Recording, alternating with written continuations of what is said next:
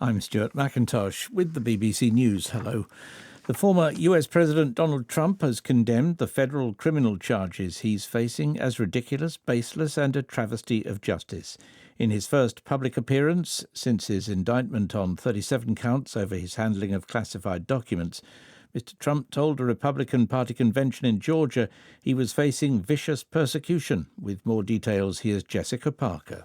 He basically said that there were double standards at play. He obviously has said that he has done nothing wrong. He was highly critical of Jack Smith, the special counsel carrying out this investigation.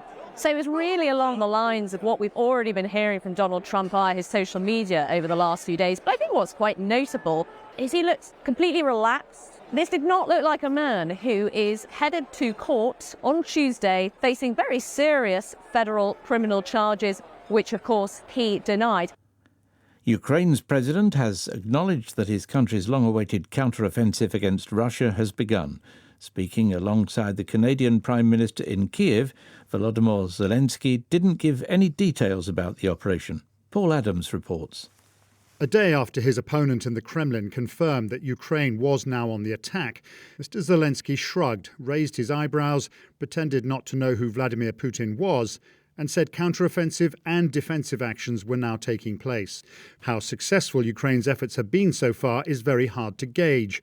Britain's Ministry of Defence said Ukrainian forces had likely made good progress in some areas, penetrating the first line of Russia's elaborate network of defences. But elsewhere it said progress was slower.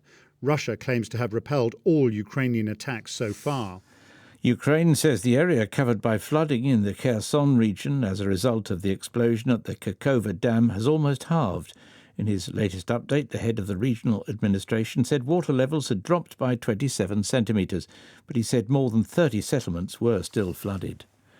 The convicted terrorist Ted Kaczynski, known as the Unabomber, has died in prison in the United States. He was serving 8 consecutive life sentences for domestic terrorism.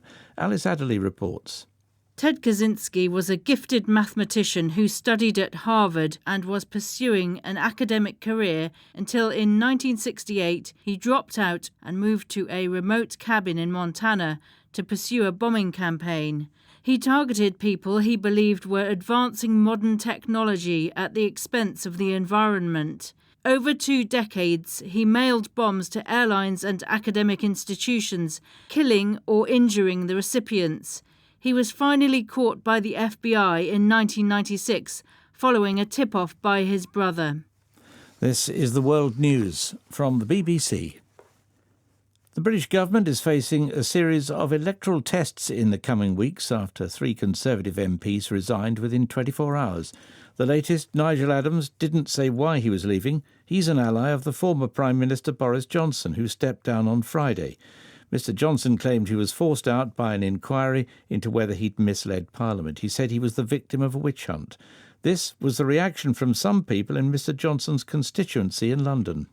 I'm not too keen on the idea that he had us all locked down and he was going out partying, allegedly. I really actually liked Boris Johnson, what he did to the country, especially with Brexit, when he stepped up as a Prime Minister and how he dealt with Brexit and everything. Well, I think he should stand and fight. Who else had the right to just stand down when they were being questioned and fined for doing things they shouldn't do? No one. So why should he stand down and get away with it? Heavy rains and thunderstorms have battered northwest Pakistan, killing at least 28 people. Most of the victims were from the province of Khyber Pakhtunkhwa. The torrential downpour and subsequent floodwater damaged dozens of houses, with falling roofs and walls causing casualties. More than 140 people have been injured. Some deaths have also occurred in Punjab province. The electricity supply has been disrupted in many areas. A 15-year-old boy has been killed and 3 people have been injured in a shooting in Stockholm. Police say 2 men were arrested following a car chase an hour after the attack. No motive's been suggested for the shooting, although gang-related violence has increased around Stockholm in recent years. Manchester City have beaten Inter Milan in the final of the Champions League to be crowned champions of Europe. A goal from Rodri in the 68th minute sealed an historic treble, with City winning the Premier League, the FA Cup and Champions League in the same season. The first men's football club to do so since their rivals Manchester United in 1999. BBC News.